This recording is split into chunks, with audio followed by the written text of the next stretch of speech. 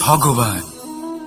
প্রত্যেক কঠিন পরিস্থিতিতে এই নামই আছে যা আমাদের উপায় দিয়ে থাকে। ব্যক্তি যান, ভগবানের পুজো করেন, আরাধনা করেন, ব্রত পালন করেন, মন্দিরে যান, পুজো পাঠ করেন, ভগবানকে জাগিয়ে তোলেন। আর তারপর শুরু হয় সমস্ত প্রশ্ন। হে ভগবান, আমার সাথে এরকম কেন হচ্ছে? কেন আমারই জীবনে এত দুঃখ আছে? আমি কিভাবে এর সম্মুখীন হব? আমাকে কেন এত কষ্ট ভোগ করতে হচ্ছে? হে ভগবান, আমি কি করব? আমাকে সাহায্য করুন, কোনো রাস্তা দেখান।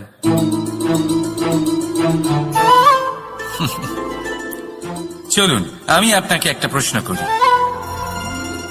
মন্দিরে যাওয়ার চেষ্টা করার আগে আপনি কি জীবনে ততটা চেষ্টা করেছেন যতটা সেই সমস্যাকে দূর করার জন্য দরকার ছিল? দ্বিতীয় প্রশ্ন, ভগবানকে জাগানোর পূর্বে আপনি কি নিজেকে জাগিয়ে তুলেছেন? আপনি কি আলস্য ত্যাগ করেছেন? তৃতীয় প্রশ্ন, ভগবানকে জিজ্ঞাসা করার আগে আপনি কি নিজেকে জিজ্ঞাসা করেছেন যে আমি কেন এত অসফল হচ্ছি? যদি না করে থাকেন তাহলে সবার আগে এটা করুন। আপনি সমস্ত প্রশ্নের উত্তর পাবেন, সমস্ত বিপদের পরিত্রাণ পাবেন। অন্য কোথাও নয়, নিজের ভেতরে তাকিয়ে দেখুন। চেষ্টা করুন নিজেকে জাগিয়ে তোলার। আপনি সফল অবশ্যই হবেন, কারণ এই পরমাত্মা, ওই পরমেশ্বর, ওই পরব্রহ্ম আপনার মধ্যেই তো আছে। রাধা রাধা। ভবিষ্যৎ। সংসারে এমন কোন ব্যক্তি আছেন যিনি নিজের ভবিষ্যতের বিষয় ভাবেন না? যে কেউ ভাবেন আমার ভবিষ্যৎ কিছু এরকম হবে, আমি ভবিষ্যতে এরকম কিছু একটা করব, এই সুবিধা থাকবে, এই আনন্দ পাবো, ইত্যাদি ইত্যাদি। কিন্তু সত্যি বলি, ভবিষ্যতের থেকে বড় ভণ্ড আর কেউ নেই। ভবিষ্যৎ আপনাকে ছেড়ে চলে যাবে, আপনি জানতেও পারবেন না। ভবিষ্যৎ আপনার থেকে আপনার বর্তমান কেড়ে নেবে। অনেক সময় আমরা ভবিষ্যতের বিষয় ভাবতে থাকি, দুশ্চিন্তা করতে থাকি। ভবিষ্যৎ দিয়ে নিজেকে এতটাই ঘিরে ফেলি যে বর্তমান কি তা ভুলেই যাই। তার বোধই আমাদের থাকে না। ভাবুন, ভবিষ্যৎ কি? ভবিষ্যৎ হলো সেটাই যা এখনো পর্যন্ত ঘটেনি। বর্তমান হলো সেটা যা এখন ঘটছে। তাহলে যা এখনো ঘটেইনি তার বিষয়ে দুশ্চিন্তা করে নিজেকে ব্যতিব্যস্ত কেন করছেন? এই বর্তমান, এটাই হলো গুরুত্বপূর্ণ। এর উপরে সমস্ত ভাবনা কেন্দ্রীভূত করুন। মনে লক্ষ্য অবশ্যই রাখুন, কিন্তু পুরো মনোযোগ শুধু বর্তমানে থাকবে। এই বর্তমানকে যদি সামলে নিতে পারেন তাহলে আপনার ভবিষ্যৎ এমনি উজ্জ্বল হয়ে উঠবে।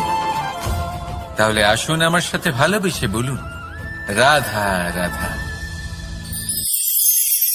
সময়। কথায় আছে আমাদের জীবনের প্রত্যেক মুহূর্ত স্বর্ণর মতো হয়।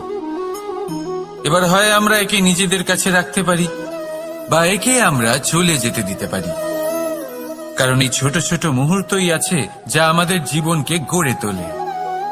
এখন এই জীবন কেমন হবে তা আমাদের উপর নির্ভর করে। যদি আপনি একটা মুহূর্তের যত্ন না নেন, যদি আপনি এক মুহূর্ত ভালো না বাসেন, যদি আপনি এক মুহূর্ত স্নেহের আনন্দ না উপভোগ করতে পারেন, তাহলে দেখতে দেখতেই আপনার সমস্ত সময় নষ্ট হয়ে যাবে, আপনি জানতেও পারবেন না। অর্থাৎ এই সময় স্বর্ণ হতে পারে না। তবে আমরা একে স্বর্ণ বানিয়ে নিতে পারি আমাদের চেষ্টার মাধ্যমে। এই সময় শুধু একটি লাঙল যা মাটির সাথে লড়াই করতে পারে, আর কিছু নয়। একটা অত্যন্ত গুরুত্বপূর্ণ কথা মনে রাখবেন, আপনার কাছে শুধু সময় আছে। এবার আপনি এটা দিয়ে স্বর্ণ বানাবেন না ঘুমিয়ে স্বপ্ন দেখে একে নষ্ট করবেন, সিদ্ধান্ত আপনারই। রাধা রাধা। নাম। জন্মগ্রহণের পর মানুষের জন্য এই নাম অত্যন্ত গুরুত্বপূর্ণ হয়। মাতা, পিতা, পুরোহিত সকলেই সেই অক্ষর খুঁজতে শুরু করেন যা দিয়ে আপনার নাম শুরু হবে। কিন্তু নাম আর রাশি এক হয়ে গেলেই কি সব কিছু ঠিক হয়ে যায়? কখনোই নয়। কারণ আপনার কর্মই হলো সব থেকে গুরুত্বপূর্ণ, আর কিছুই নয়। দেখুন, এই নিয়তিও আপনার কর্ম অনুযায়ী আপনার ভবিষ্যৎ সুনিশ্চিত করে।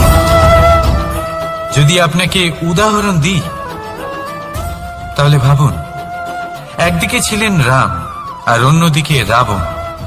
দুজনেরই নাম শুরু হয় র দিয়ে, কিন্তু একজন পেলেন এক ভয়ানক পরিণতি, আর অন্যজন সমগ্র সংসারের মনে চিরস্মরণীয় হলেন।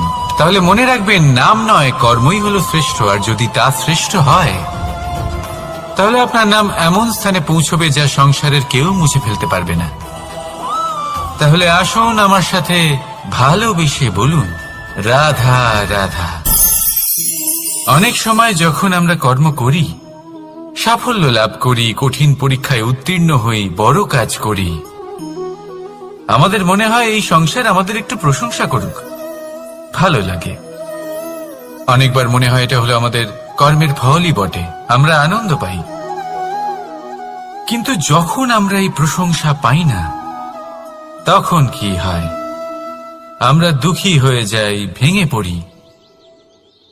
মনে হয় যেন আমার জন্য কেউ চিন্তাই করে না।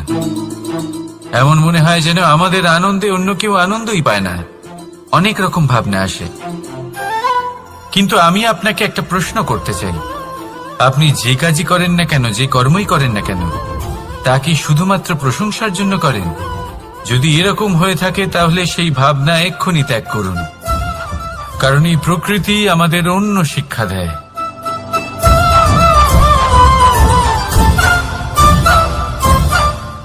এই ফুলকে দেখুন, এই যে ফুলের সুবাস, যা আমার মনকে উচ্ছ্বসিত করে তোলে, মনে শক্তির সঞ্চার করে, এই সুগন্ধ। কিন্তু ভেবে দেখুন, ফুলের কিন্তু এই কাজ করার জন্য কোনো প্রশংসারই প্রয়োজন হয় না।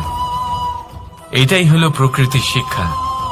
যিনি সৎ হন, সৎকর্ম করেন, তার কোনো প্রশংসার প্রয়োজন হয় না, কারণ ওনার কর্মই হলো ওনার সুবাস। মনে রাখবেন, আতর নকল ফুলে দেওয়া হয়, প্রকৃত ফুলের তার কোনো প্রয়োজন হয় না। সেইভাবেই আপনিও কর্ম করতে থাকুন শুভ চিন্তা নিয়ে। এই মনকে সব সময় শান্ত রাখুন, স্বচ্ছ রাখুন। যদি এরকম করেন, তাহলে আপনার কর্ম এমন সুবাস ছড়াবে যে আপনার জীবনে শুধু এবং শুধুমাত্র আনন্দই থাকবে। তাহলে এই আনন্দ সহকারে বলুন, রাধা রাধা। যদি আমি স্থির করি, যদি নিশ্চিত করি একটা মূর্তি গড়ে তুলব, আর কিছুক্ষণ সেই কাজটা করে আবার কিছুক্ষণ পরে বন্ধ করে দিই, আবার কিছুক্ষণের জন্য কাজটা করে আবার সেই কাজ বন্ধ করে দিই, আবার কিছুক্ষণের জন্য কাজটা করে বলি ক্লান্ত লাগছে, কিছুক্ষণের জন্য বিশ্রাম নিয়ে নিই, যদি এইভাবে আমি কাজটা করি, তাহলে কি এই কাজ উচিত সময় এবং উচিতভাবে সম্পন্ন হবে? কখনোই নয়। শুধু তাই নয়, যে কোনো কাজ যদি পূর্ণ করতে হয়, উচিতভাবে করতে হয়, উচিত সময়ের মধ্যে করতে হয়, তাহলে প্রয়োজন সততার এবং অখণ্ড প্রচেষ্টার। সততা ছাড়া আপনি যে কাজই করুন না কেন, উচিত সময় তা সম্পূর্ণ হবে না, আর মনোবাঞ্ছিত ফল আপনি কখনোই পাবেন না। তাই যে কাজই আরম্ভ করুন না কেন, সততার সাথে এবং অখণ্ড প্রচেষ্টার সাথে করুন।